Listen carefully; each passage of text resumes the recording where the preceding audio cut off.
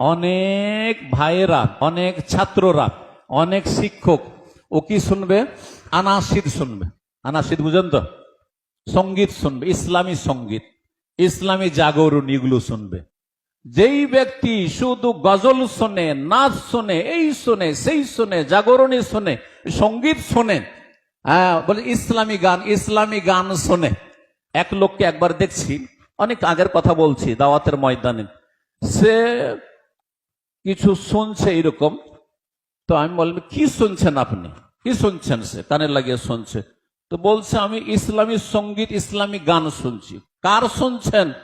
বলছে যে এই পাকিস্তানের এক মহিলা ছিল, উম্মে হাবিবার গান শুনছি। বুঝো, আউযুবিল্লাহ, আউযুবিল্লাহ। কথা বোঝা গেছে? যেই ব্যক্তি, ভালো করে শোনেন, সালাফরা বলেছেন, ওলামারা বলেছেন, যেই ব্যক্তি এই ইসলামী সঙ্গীতের নামে এইসব সঙ্গীতে বা শের শায়রিতে, কবিতা শোনায়, ছন্দ শোনায় আসক্ত হবে, যাকে ভালো লাগবে, তার অন্তর থেকে কোরআনের মহব্বত বেরিয়ে যাবে। ওর দ্বারা কোরআন তেলাওয়াত নসিব হবে না, কোরআন শুনতে ভালো লাগবে না।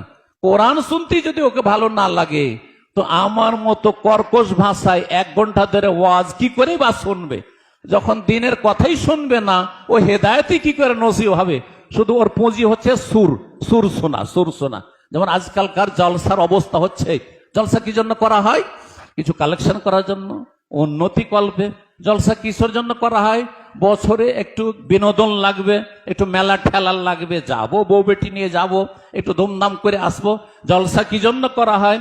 এই জন্য করা হয় যে সেখানে কিছু সুর সার শুনবো।